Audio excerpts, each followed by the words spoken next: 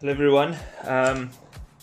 Okay, so I wanted to buy a new Garmin watch to wear on a daily basis as well as use for the golf course. So what I did was I replaced my Garmin Approach S20, which I only used for golf because it's not the most stylish looking watch to wear every single day.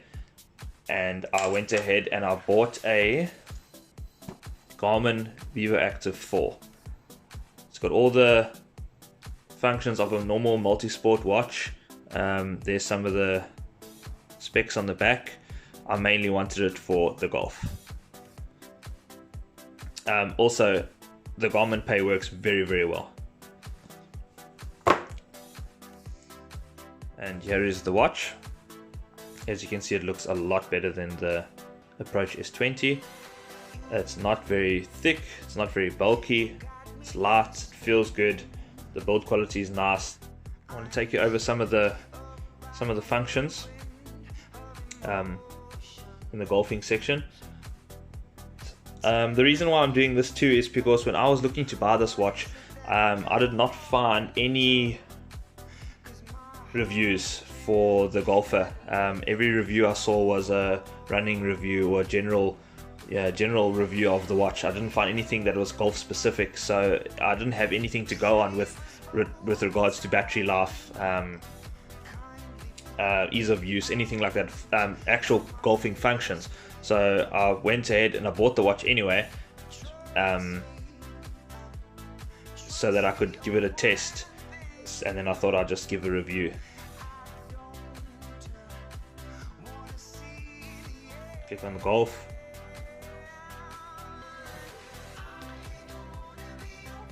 Okay, so for the purpose of the video, there will be a section of the video where I'll show you the app also. So I updated Olivewood today. I'll click on Olivewood.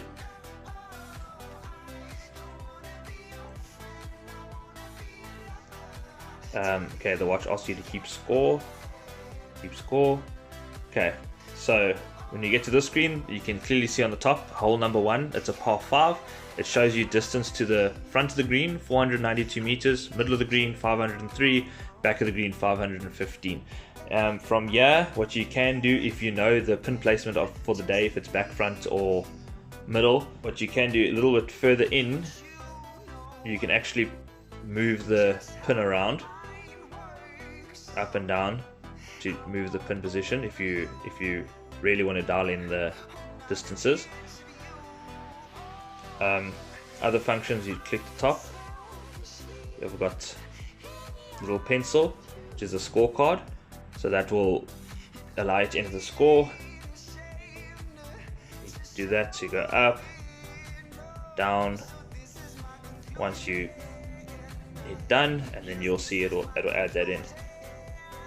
Next little icon here, this is telling you the distances to any hazards. For instance, now there's water on the first hole.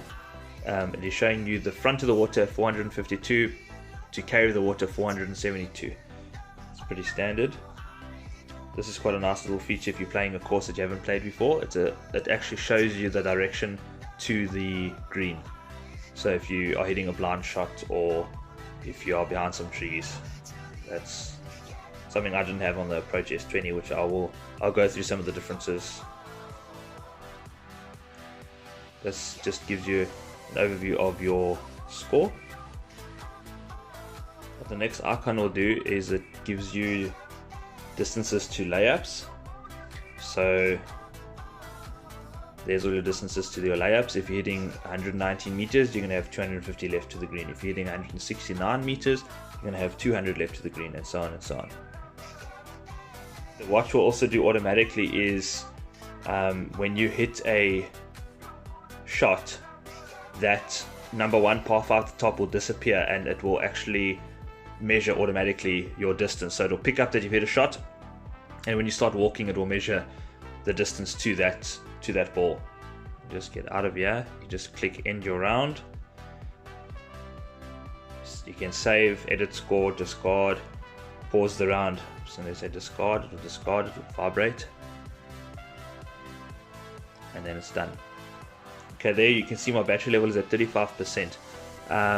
So this was a big one for me. I wasn't sure, coming from the Approach S20, the battery on this is really good, and this being a color screen, I wasn't sure how the battery was going to last for the golf course. But I charged it last night to 100%. I slept with it on.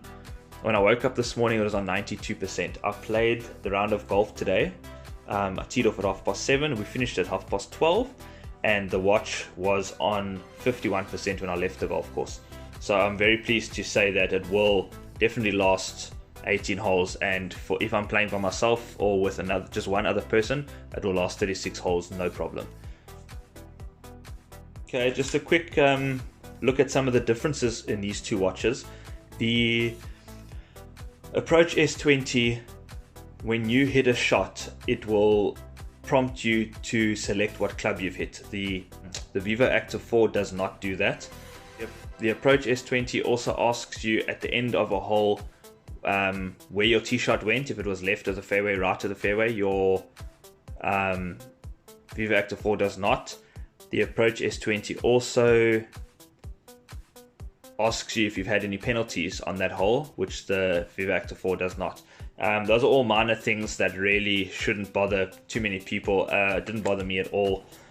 What I did find on the internet is that there is a workaround to those little issues. Garmin has brought out a product called the Approach CT10. So they are little sensors that you can buy that screw into the back of your clubs in the grips, and they will link up to the Vivoactive 4 amongst other watches, other Garmin products, and they will automatically detect what club you've hit, how far, and that all will get transferred over to the app when you sync your watch. So what I'll do now is I'll go over to the app, and you can see for yourself what happens when you sync your watch up, and I'll go through some of the information that you get. As soon as you open up your Garmin Connect app, your watch will automatically sync. I did this about 5 minutes ago just to get the video a bit quicker. Your activity pops up straight away, your most recent activity. The Olivewood Golf Estate. Click on that. Takes you straight into the Garmin app, straight into the scorecard. Gives you an overview of the 1 to 18 holes, your score on each hole, fairways hit, greens in regulation, and your putts. The fairways hit and the greens in regulation is not very accurate from what I've found compared to my Garmin Approach S20. I'll click onto the first hole. It was a par 5. That is pretty accurate. Driver off the tee box, onto the fairway, right of the green. That's all fine. As soon as you click on hole 2, you'll see it did not pick up my drive for some reason. Not a huge deal for me. On the Garmin Connect app itself, it'll give you some extra statistics if you are into that sort of thing. Time played, your distance, your calories burned, your average speed, your elevation. It gives you a map.